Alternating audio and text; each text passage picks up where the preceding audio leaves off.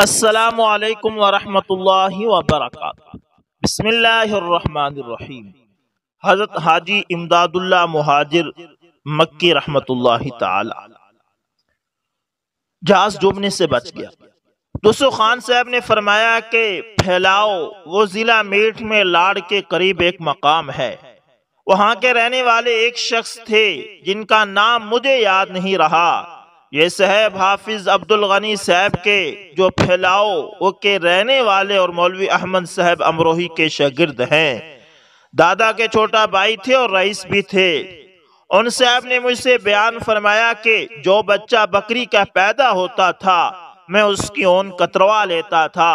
اس طرح میں نے اون جمع کروا کے حاجی صاحب کے لیے ایک کملی بنوائی، اور اس وقت تک حاجی صاحب کی زیارت سے مشرف نہ ہوا تھا بلکہ غائبانہ طور پر معتقد تھا۔ جب میں حج کے لیے گیا تو اس کملی کو اپنے ساتھ لے گیا۔ ایک جگہ ہمارا جہاز طغیانی میں آ گیا اور جہاز میں ایک شور مچ گیا۔ میں چھتری پر تھا، وہاں سے اتر کر تتق کی جالیوں سے کمر لگا کر اور منہ لپیٹ کر ڈوبنے کے لیے بیٹھ گیا، کیونکہ میں سمجھتا تھا کہ اب کچھ دیر میں جہاز ڈوبنے والا ہے۔ اسی اثنا میں مجھ پر غفلت طاری ہوئی۔ میں نہیں سمجھتا تھا کہ وہ نیند تھی یا غم کی بدحواسی۔ اسی غفلت میں مجھ سے ایک شخص نے کہا کہ فلانے اٹھو اور پریشان مت ہو، ہوا موافق ہو گئی ہے، کچھ دیر میں جہاز طغیانی سے نکل جاوے گا اور میرا نام امداد اللہ ہے، مجھے میری کملی دو۔ میں نے گھبرا کر کملی دینی چاہی۔ اس گھبراہٹ میں آنکھ کھل گئی اور میں نے لوگوں سے کہہ دیا کہ تم مطمئن ہو جاؤ، جہاز ڈوبے گا نہیں، کیونکہ مجھ سے حاجی صاحب نے خواب میں فرما دیا ہے کہ جہاز ڈوبے گا نہیں۔ اس کے بعد میں نے لوگوں سے پوچھا کہ تم میں سے کوئی حاجی صاحب کو جانتا ہے، مگر کسی نے اقرار نہیں کیا۔ آخر جہاز طغیانی سے نکل گیا اور ہم مکہ پہنچ گئے۔ میں نے لوگوں سے کہہ دیا تھا کہ کوئی مجھے حاجی صاحب کا نہ بتلائے، میں خود ان کو پہچانوں گا۔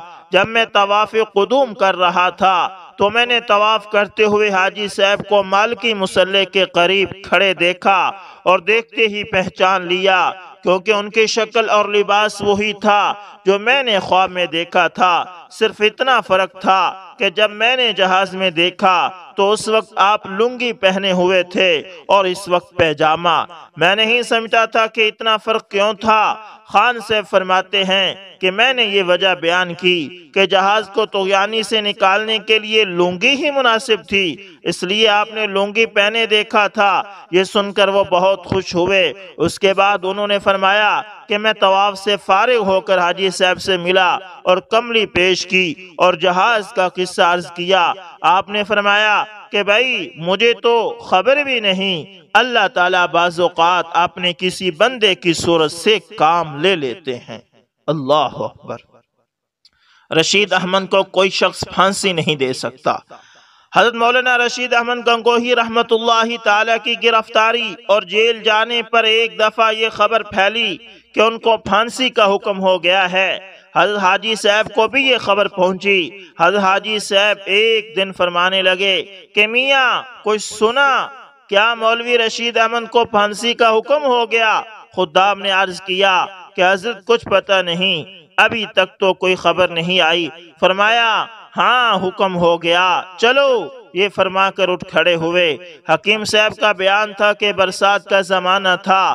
مغرب کے بعد اعلی حضرت اور غالباً مولوی مظفر حسین صاحب کندیلوی غرض 3 آدمی چلے۔ شہر سے نکل کر تھوڑی دور جا کر اعلی حضرت زمین کی گھاس کی قدرتی سبز مخمری فرش پر بیٹھ گئے اور کچھ دیر سکوت فرما کر گردن اوپر اٹھائی اور فرمایا پھر چلو، مولوی رشید احمد کو کوئی پھانسی نہیں دے سکتا۔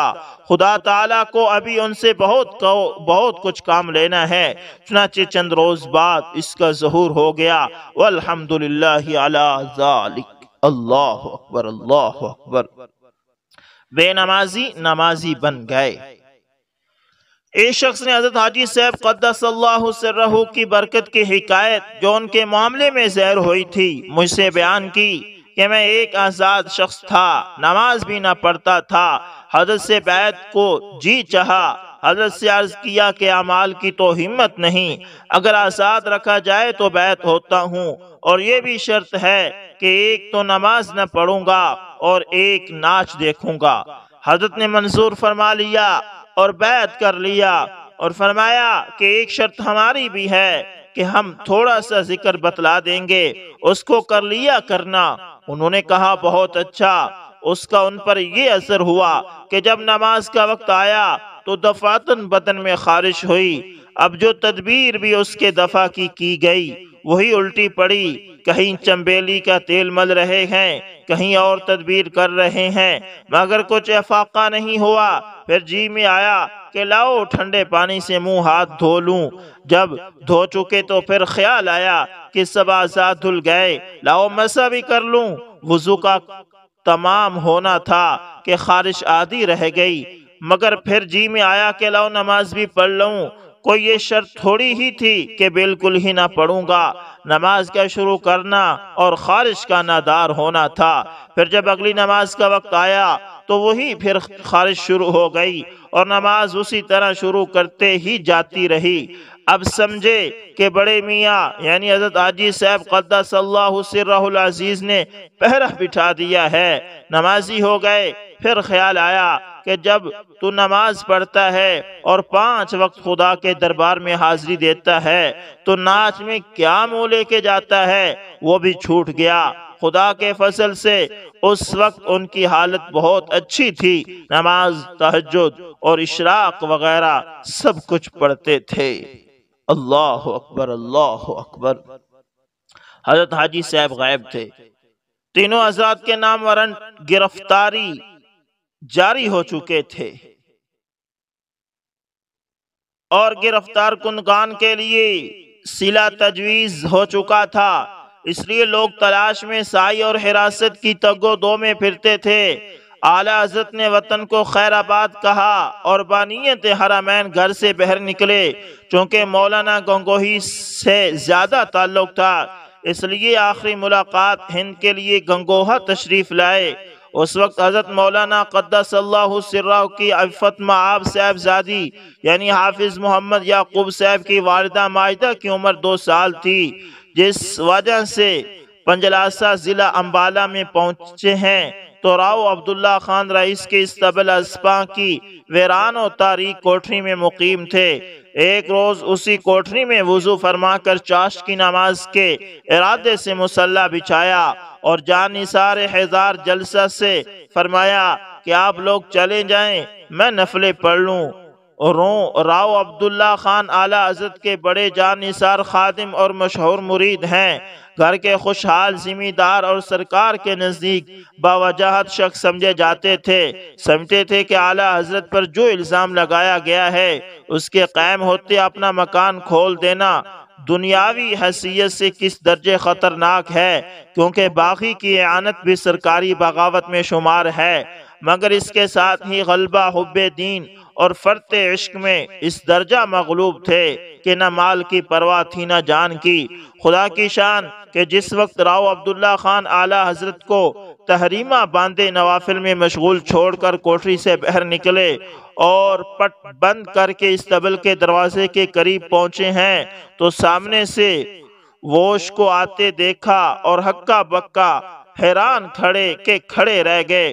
خدا جانے کون مخبر تھا اور کس بلا کا پتلا تھا جس نے عین وقت پر روپوشی کی کوٹری تک معین مدد کر دی۔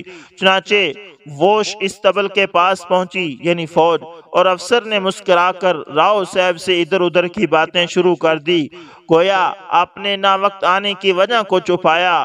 جہاں دیدہ اور تجربہ کار راؤ صاحب دور ہی سے تاڑ گئے تھے کہ این گل دیگر شگفت مگر نہ پائے ماندن نہ جائے رفتن۔ اپنی جان یا عزت کے جانے، ریاست اور زمینداری کے ملیا مٹ ہونے اور ہتھکڑیاں پڑھ کر جیل جان خانہ پہنچنے یا پھانسی پر چڑھ کر عالم آخرت کا سفر کرنے کی تو مطلق پرواہ نہ تھی۔ اگر رنج اور فکر یا حزن اور افسوس تھا تو یہ کہ ہے غلام کا گھر ہے اور آقا گرفتار ہو۔ عبداللہ خان کی نظر کے سامنے اس کا جان سے زیادہ عزیز شیخ پابا زنجیر کیا جائے، مگر اس کے ساتھ ہی راؤ صاحب ایک جوان مرد اور مستقل مزاج، نہایت دلیر اور قوی القلب راجپوت تھے۔ تشویش کو دل میں دابا اور چہرہ یا اعضاء پر کوئی بھی اثر اضطراب کا محسوس نہ ہونے دیا۔ مسکرا کر جواب دیا اور مسافر کے لیے ہاتھ بڑھایا۔ ووش کا افسر گھوڑے سے اترا اور یہ کہہ کر کہ میں نے آپ کے یہاں ایک گھوڑے کی تعریف سنی ہے، اس لیے بلا اطلاع یک آنے کا اتفاق ہوا۔ استبل کی جانب قدم اٹھائے، راؤ صاحب بہت اچھا کہہ کر ساتھ ہو لیے اور نہایت اطمینان کے ساتھ گھوڑوں کی سیر کرانی شروع کی۔ افسر بار بار راؤ صاحب کا چہرے پر نگاہ جماتا اور اس درجہ مطمئن پا کر کبھی مخبر کی دروغ گوئی کا غصہ اور گاہے اپنی ناکامی اور تکلیف سے سفر کا افسوس لاتا تھا، یہاں تک کہ گھوڑوں کی دیکھ بھال کرتا ہوا حاکم اس حجرے کی طرف بڑھا جس میں اعلیٰ حضرت کی سکونت کا مخبر نے پورا پتہ دیا تھا، اور یہ کہہ کر کہ اس کوٹری میں کیا گھاس بھری جاتی ہے اس کے پٹ کھول دیے۔ راؤ عبداللہ خان کی اس وقت جو حالت ہو گئی وہ انہی کے دل سے پوچھنا چاہیے۔ سمجھتے تھے کہ تقدیر کے آخری فیصلے کا وقت آ گیا اور اپنا پیمانہ حیات لبریز ہو کر اچھلا چاہتا ہے، اس لیے راضی برضا ہو کر جی ہاں اور حکم گرفتاری کے منتظر کھڑے ہو گئے۔ خداوند حفاظت کا کرشمہ دیکھیے کہ جس وقت کوٹری کا دروازہ کھلا، تخت پر مسلح ضرور بچھا ہوا تھا، لوٹا رکھا ہوا اور نیچے وضو کا پانی البتہ بکھرا پڑا ہوا تھا، مگر اعلیٰ حضرت حاجی امداد اللہ صاحب کا پتہ بھی نہ تھا۔ افسر حیران اور متحیر اور راؤ عبداللہ خان دل ہی دل میں شیخ کی عجیب کرامت پر فرحاں اور شاداں تھے۔ کچھ عجیب سا سما تھا کہ حاکم نہ کچھ دریافت کرتا ہے نہ استفسار، کبھی ادھر دیکھتا ہے کبھی ادھر۔ آخر مخبر کی دھوکہ دہی سمجھ کر بات کو ٹالا اور کہا کہ خان صاحب یہ لوٹا کیسا اور پانی کیوں پڑا ہے؟ راؤ صاحب بولے جناب اس جگہ ہم مسلمان نماز پڑھتے ہیں اور وضو میں منہ ہاتھ دھویا کرتے ہیں، چنانچہ ابھی آپ کے آنے سے 10 منٹ قبل اسی کی تیاری تھی۔ افسر نے ہنس کر کہا کہ آپ لوگوں کی نماز کے لیے تو مسجد ہے یا استبل کی کوٹری؟ راؤ صاحب نے فوراً جواب دیا کہ جناب مسجد فرض نماز کے لیے ہے اور نفل نماز ایسی ہی جگہ پڑھی جاتی ہے یہاں کسی کو پتہ بھی نہ چلے۔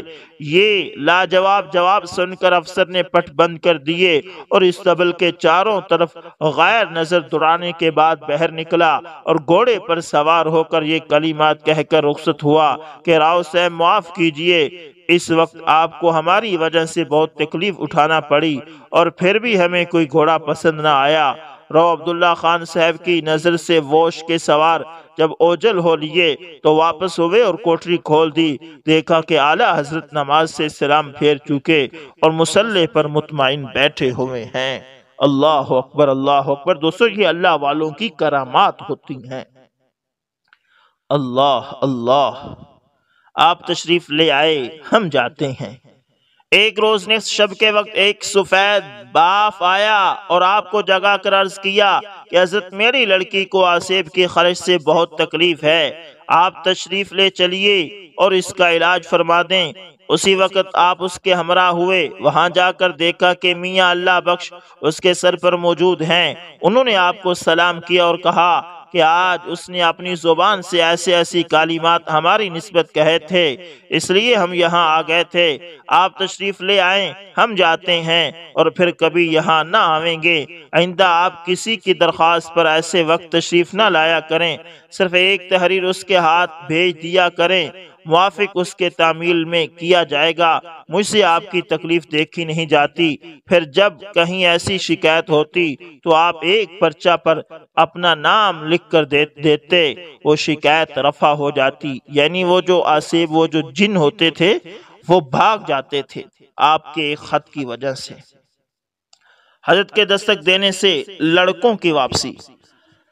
بعض لڑکے بلا اطلاع کہیں چلے جاتے اور ان کے اقارب پریشان ہو جاتے۔ حضرت کے روبرو جس وقت کسی لڑکے کے چلے جانے کا ذکر آتا تو حضرت اسی وقت دستک دے دیتے۔ وہ لڑکا اس وقت جس جگہ ہوتا اس سے آگے نہ بڑھتا، وہاں ہی سے واپس اپنے گھر چلا آتا۔